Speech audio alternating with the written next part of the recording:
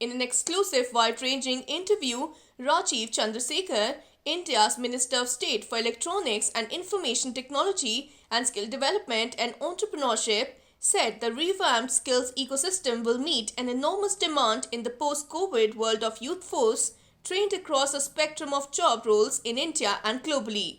The new digital platform to be launched to match jobs with job seekers is not just a LinkedIn or jobs.com, but more of a platform that guarantees naukrimilega.com. This is one of the key focus areas that the Prime Minister told us on July 15, 2021, exactly 7 days after I became Minister. He said that based on what we have done all these years, let us now create a new paradigm where employability and employment become firmer outcomes of the skilling ecosystem. And we are now creating, for example, by July, August, we will launch a digital platform that will bring employers, skill seekers and skill givers all on one platform. So increasingly these kind of platforms will be digital. So think of it as a LinkedIn, but for LinkedIn for white collar to blue collar. The complete spectrum of those who will be skilled will find that the government of India will have a LinkedIn type of a platform called Skill India, where those who want to be skilled can find a place to be skilled. Those who have been skilled who want a job can find an employer who will give them a job. Those who are an employer and want a particular skill can find a place to find that skill. So it will be a platform that we will launch very shortly by August of 2022. For us, Skill India is about naukrimilega.com and employment and prosperity and the dignity of labor, and all of that are clear designed outcomes of skilling as for us as our goals. It is not just about skilling, it's about skilling being the passport and the gateway to jobs, employment and entrepreneurship. In the last 8 years, through a combination of very focused policies on technology, governance reforms, financial sector reforms and skilling and education, what the Prime Minister has done is really transformed the India potential story narrative into a journey of real milestones. In the early days of the administration, Prime Minister Modi ji's administration, skilling played a big role in lowering unemployment because skilling was gatewaying the youth to getting jobs. Now skilling is basically catalyzing innovation, catalyzing entrepreneurship, and at the same time providing this legs to the vision of the Prime Minister that India can provide skills and talent for not just India's ambitions but the world's ambitions. India is not just taking care of citizens but also its diaspora workforce, upskilling and reskilling them for the post-COVID era. The Prime Minister's skilling vision is about creating skills that expand opportunities at the district level, at the village level. It starts there. So the youth that live in a village or in a town or in a district get maximum opportunities to succeed, get prosperous in their community, in their hometown, in their home district. Then we have additional levels of skilling which is to do with adjacent geographies, where there are opportunities where the youth can migrate out to another district and get some jobs and entrepreneurship. And then there is an all India narrative. And the last layer of this, and I think is a very important opportunity, especially in the post-COVID world, which is to use skilling as a bridge between the Indian youth and Indian talent and global opportunities. And that global opportunity, whether it is in the Middle East, whether it is in Japan, whether it is in Europe, whether it is in the US, range from white collar to blue collar to white collar rather.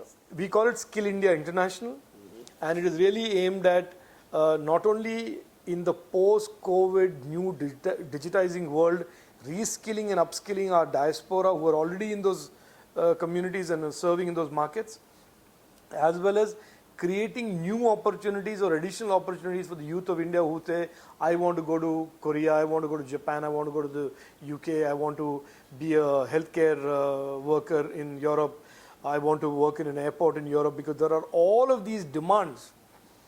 And there is a huge workforce shortage in Europe, in Japan, and in the US and North America. So if you recall 2-3 decades ago, the talent or the workforce that went from India to the Middle East were really, in a sense, the broader category of construction workers, plumbers, carpenters.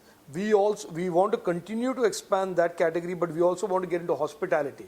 We want to provide with and compete with Philippines, for example, by sending highly skilled Indian youth, very, very capable and competent in the hospitality and guest relations space. We want to send engineers to service and support the digital economies of the Middle East, Europe and North America, as we already do. The way we are developing this model is really an expansion and extension of our existing Skill India network, which is that we would have these hubs where talent and skilling of a particular set of job roles or skills are delivered, and they are in turn connected to these Skill India international centers that are going to be in every country in the world. So we will have multiple Skill India international skilling hubs in India, and we'll have these Skill India outposts, if you want to call it that, in each of these countries.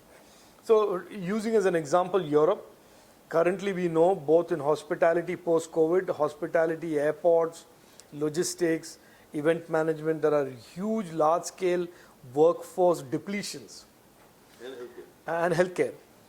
In the Middle East, currently we know that there is an increasing demand of more digitally skilled workforce.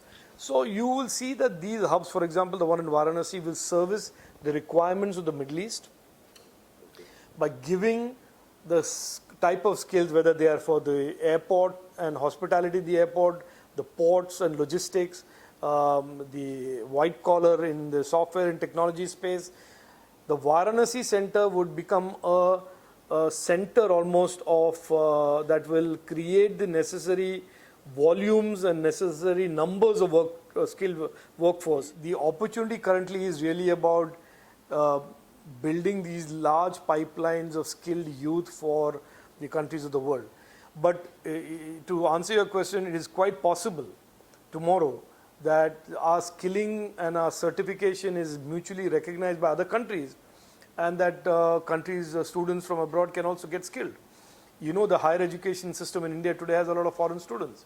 So I think we are building, we have built, and we are in the process of continuing to build really a world-class ecosystem of contemporary, modern skilling centers, and therefore with a combination of those two, well-skilled students who will then be deployed in markets and jobs and job roles all around the world. Whether you look at it from a G20 countries point of view, you look at it any other forum, skilling, and in particular digital skilling, is going to be a very, very urgent requirement for the world as countries, as enterprises, as consumers rapidly digitize. And in the post-COVID world, this awareness, this urgency of digitization has only picked up further. With the Web 3.0 and all of these innovations and technology that are just down the road and around the corner, the requirements of skilled people, skilled workforce that are digitally enabled but also have other capabilities for the whole world is going to be enormous. And I personally, at the risk of sounding a little immodest, think that India has built today under the Prime Minister the world's largest ecosystem for skilling and the most diverse and rich ecosystem of skilling. There is no skilling ecosystem in the world that I have studied that can deliver 5,000 different job roles in a network that spans almost 25,000-30,000 institutions.